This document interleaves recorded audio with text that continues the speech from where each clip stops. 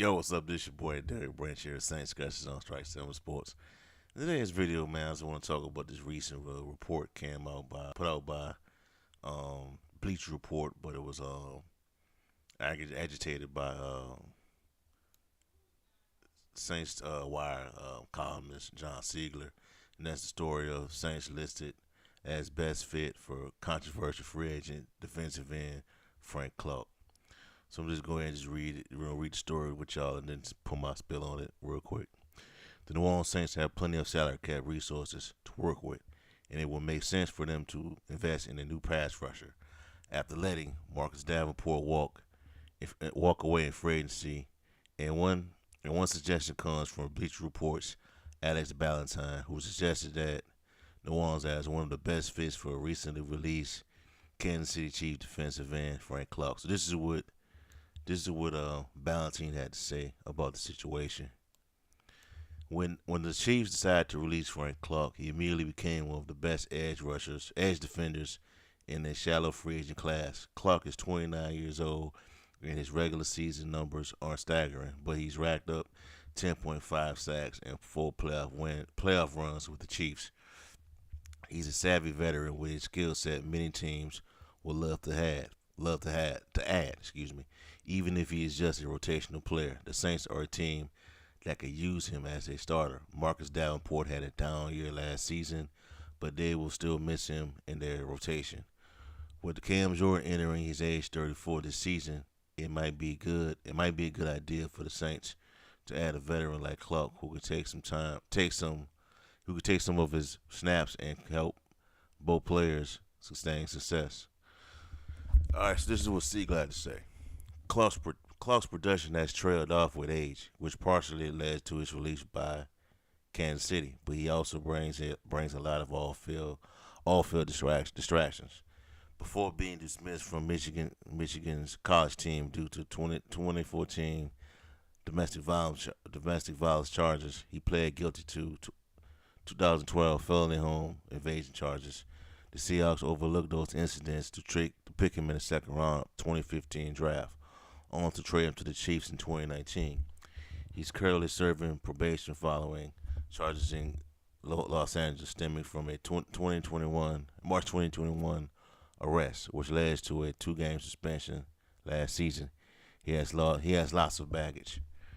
But back to the football fit. Clark generated 56 quarterback pressures last year for Kansas City, which would have led the Saints by a healthy margin. Cameron Jordan paced the team with 37. He's undersized by their standards, despite being listed at 272 pounds. He said it last summer that he was playing at about 250 pounds. Jordan and the other New Orleans defensive ends all tipped the scales at roughly 285 pounds.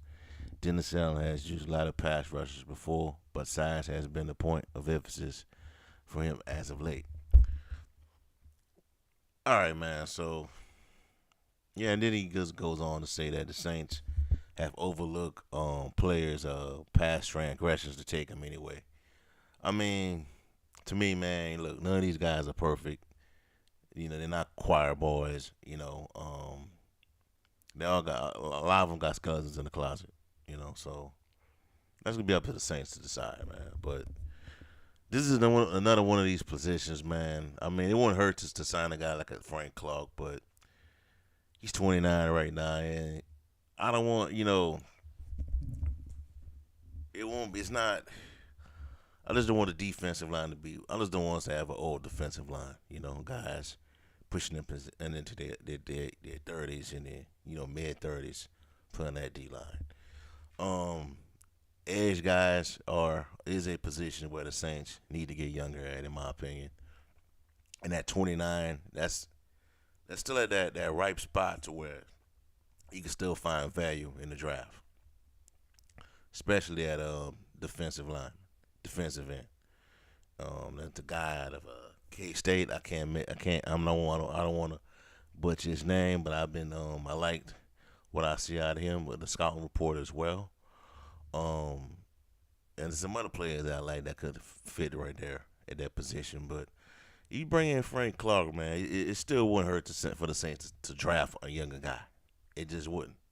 You know what I'm saying? Because even with this cap space. We got right now. I think we're in the top 10 with cap space. I think we got over 18 million right now.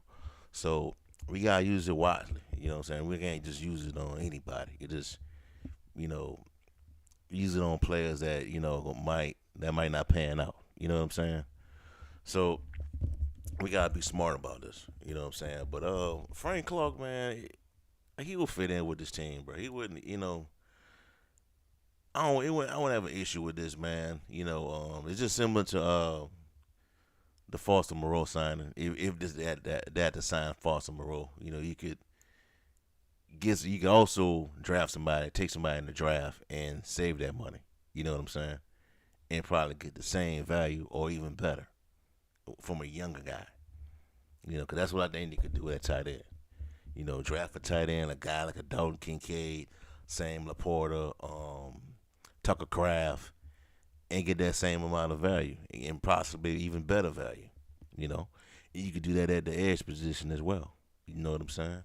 I'm just go ahead and just do a little quick search, man. I'm gonna go to Pro Football Network, man. See the top. It's my go-to site right here where I go at for check out prospects and things like that, man. Just give me a second.